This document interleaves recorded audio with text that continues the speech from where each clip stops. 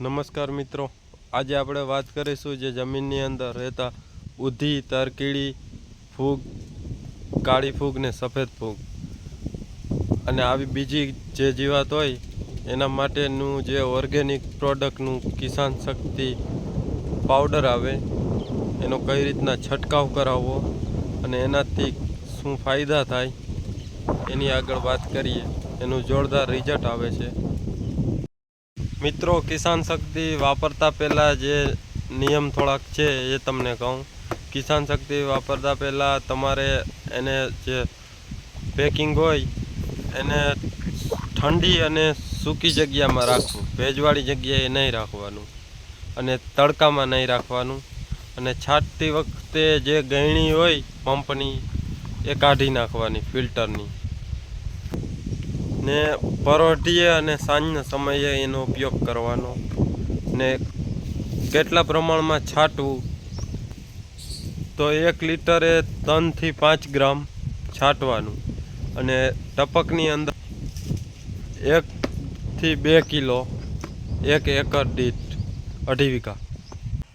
તો મિત્રો, આવી રીતના ચોખ્ખું પાણી લેવાનું. જો અહીં બેરલ હોય તોય ચાલે, અમારે આ નાનું ટીપડું છે એટલે એમાં બનાવીએ. પછી કિસાન શક્તિનું કિલોનું પેકેટ છે, એમાં 2 અડધા કિલોવાળા આવશે 500 ગ્રામ.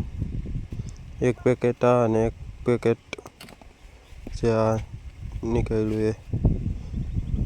પછી એને તોડી અને એની અંદર રાખી દેવાનું, જેથી કરીને 5-10 મિનિટ રહેવા દેવાનું અને હલાવ્યા રાખવાનું, એટલે સાવ ઓગળી જાય ને જે થોડુંક માટીનો ભાગ હોય એ તળિયે બેસી જાય. પછી વેંચુરીમાં જવા દેવાનું. તમે જોઈ શકો એ રીતે પેકેટ તોડ્યા છે. 500 ગ્રામના 2 પેકેટ આવે એક ખોખાની અંદર.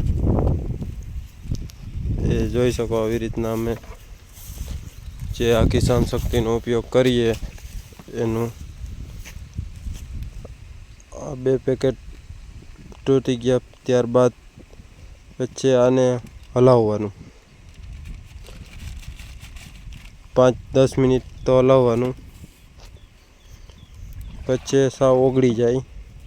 પછી એને વેંચુરીમાં નાખવાનું. જોઈ શકો એ રીતના આમાં હલાવવાનું, ફૂલ હલાવવાનું, જેથી સાવ ઓગળી જાય. નકર આ કિસાન શક્તિને ઓગળતા થોડોક ટાઈમ લાગે છે મિત્રો. જોઈ શકો છો આવી રીતના ફૂલ હલાવવાનું. પાણીનો ભાગ વધારે નાખવાનો તો આ ઓગળવામાં સહેલાઈ પડે. જોઈ શકો આવી રીતના. ને ચોખ્ખું પાણી લેવાનું. મિત્રો, વચ્ચે જો આ રીતના થઈ જાય, સાવ ઓગળી જાય એટલે કિસાન શક્તિ જોઈ શકો છો. ને 10 મિનિટ પછી આ જોઈ શકો છો સાવ થઈ ગયું. પાછું એકવાર એને હલાવી નાખવાનું. 10 મિનિટ પછી પાછું ફૂલ એકવાર હલાવી નાખવાનું અને પછી વેંચુરીમાં દેવાનું.